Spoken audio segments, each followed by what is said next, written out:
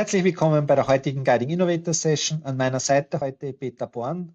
Er wird uns mehr erzählen, was es heißt, Unternehmen aufzubauen und wie man die richtigen Mitarbeiter findet. Willkommen, Peter. Vielen Dank. Ich freue mich sehr über die Einladung und bin schon sehr neugierig, was wir miteinander beplaudern. Ja, Peter, schön, dass du da bist. Möchtest du mal zu Beginn ein paar Worte zu dir selbst sagen? Wie bist du zum Thema gekommen, Unternehmensaufbau, Personalentwicklung? Wie war dein Weg dorthin? Ja, das ist eine grundsätzlich lange Geschichte, die ich versuche kurz zu halten. Aus den Organisationen, wo ich herkam, habe ich den Eindruck gewonnen, dass man so mit Menschen nicht gut umgeht im Sinne von effizientes Onboarding und dann auch effizientes Arbeiten, inklusive dem Thema Wellbeing, also dass sich Leute mit dem, was sie tun, wohlfühlen. Und mit dem Hintergrund habe ich immer wieder Konzepte entwickelt, die in Unternehmen dann gerne angewendet werden, um dem Menschen diese Mischung aus Mikromanagement und Selbstorganisation, nenne ich das lieber, dann auch so gut möglich zu machen, dass er am Ende des Tages sich wohlfühlt mit dem, was er getan hat und die Unternehmerin sich wohlfühlt mit dem Ergebnis, das dann am Tisch liegt. Dann gleich meine erste Frage an dich. Wenn ich jetzt sage, ich möchte ein Projekt oder ein Unternehmen aufbauen, glaubst du das oder ist es aus deiner Sicht gescheiter jetzt mal, wenn ich alleine anfange? Sollte ich mal am Anfang jemand dazu holen? Und wie sollte ich die Entscheidung treffen, ob ich jemand dazu hole, wenn ich jetzt ein neues Projekt angehe?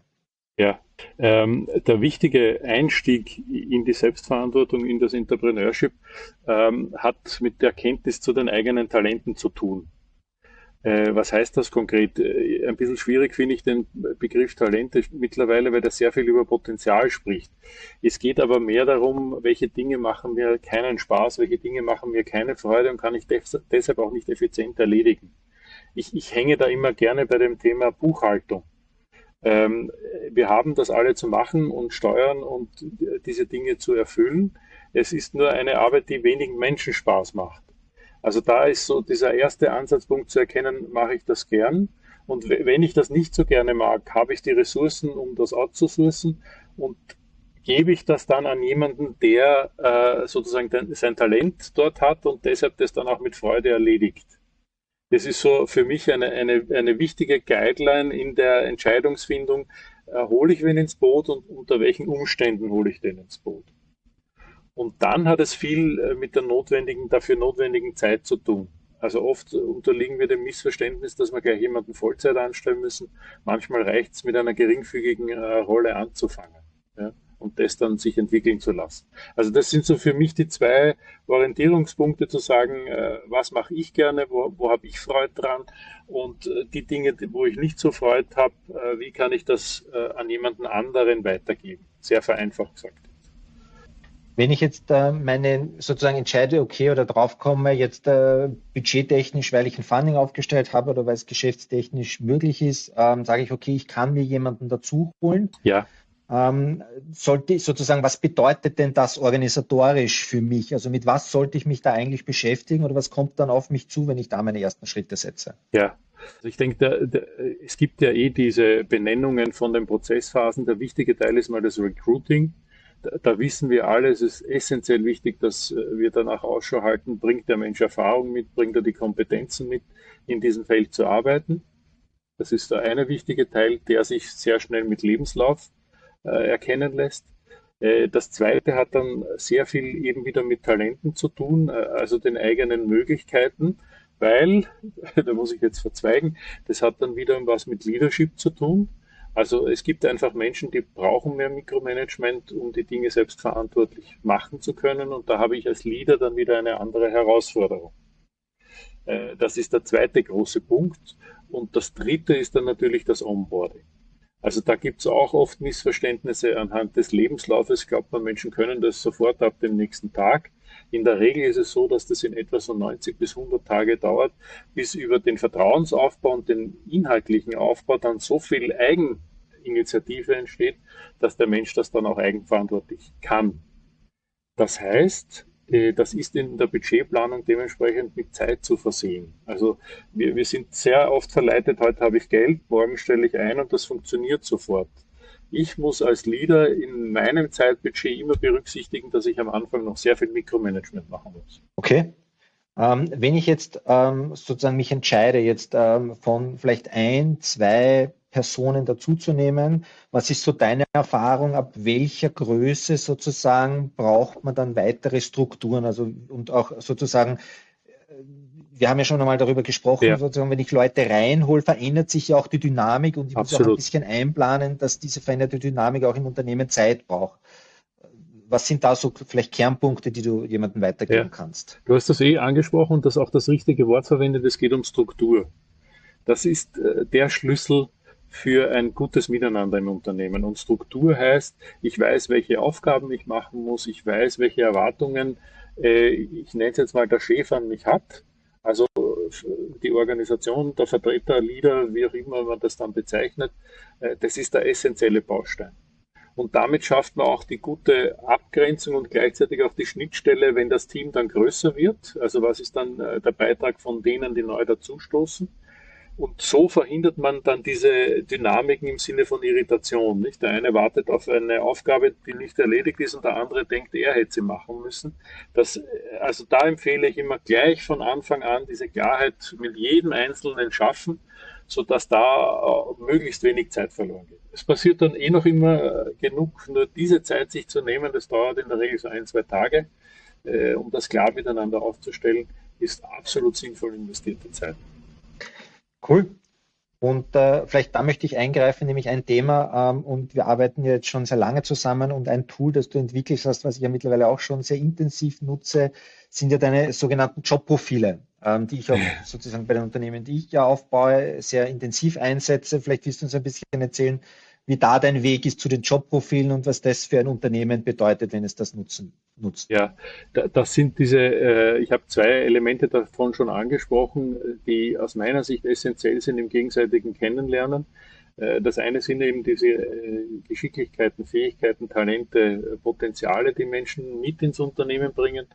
Das Wichtige ist, wenn sie Potenziale mitbringen, bringen sie auch Irritationen mit. Ich weiß, über das reden wir nicht gerne, das ist wichtig.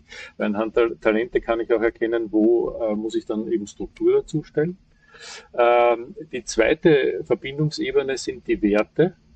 Ich weiß, da reden wir auch nicht gerne drüber, nur die vom eigenen Unternehmen und von mir selber als Gründerin zu kennen, ist ein erster essentieller Schritt, so dass ich abgleichen kann, haben wir zu gewissen Situationen, und da ist immer wichtig im beruflichen Umfeld, dieselben Sichtweisen.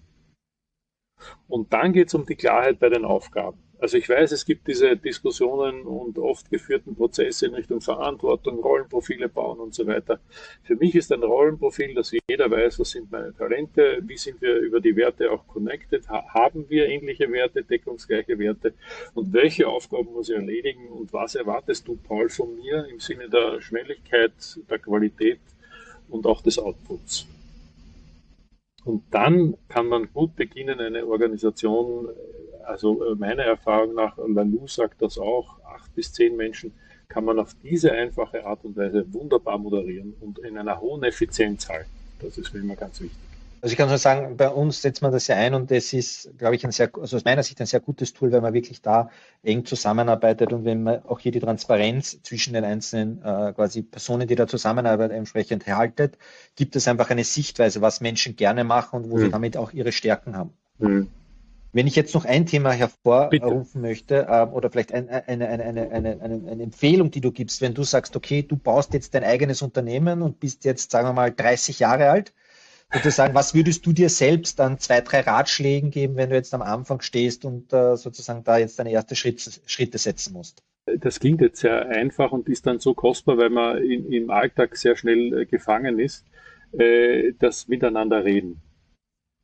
Also diese Hierarchie ein bisschen auflösen, mit den Menschen da immer wieder hinhören, wie geht's denen, was brauchen die. Nicht alles, was sie an Wünschen äußern, muss man nachgehen, das muss man auch sagen. Also Empathie muss man sehr gut beachten und sehr reflektiert auch angehen. Und der zweite wichtige Teil, und Paul, das lebst ja du in deinen Prozessen wunderbar vor, ist einfach diese, ich nenne jetzt da dein Wort, nämlich die Guidance.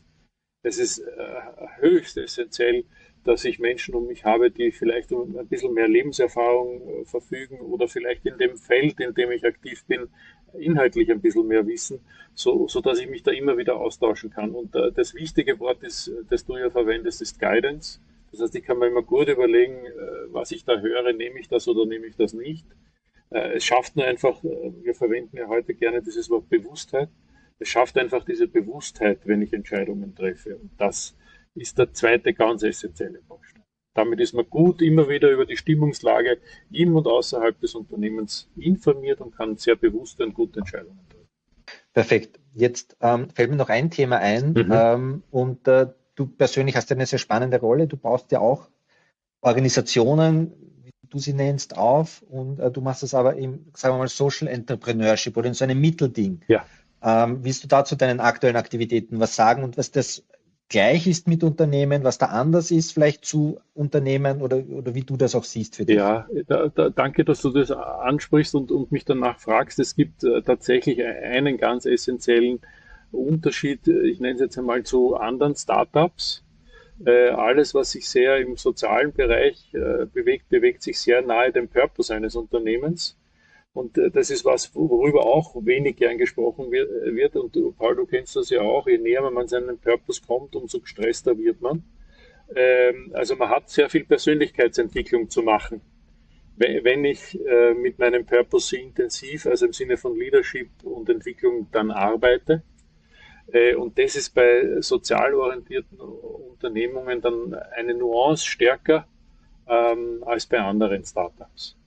Weil da sehr viel auch das Wohl der anderen Menschen mitgedacht wird, und das ist also schon eine hohe Exzellenz an wie würde man das sagen, ja, an Selbstführung. Also ich glaube, das ist das gute Wort. Perfekt, ja, herzlichen Dank, Peter. Damit sind wir auch schon wieder am Ende. Wer noch Fragen hat, jetzt beim ersten Mitarbeiter steht oder Herausforderungen im Team, gerne direkt an den Peter wenden oder Kommentare hier beim Video. Sehr Sonst gerne. Ein paar Informationen auch im Buch Organic Venture Building, und damit ein großes Chaka und viel Spaß beim Aufbau der eigenen Unternehmen. Danke dir, Paul. Danke für die Chance. Schönen Tag noch. Ciao. Dir auch. Servus.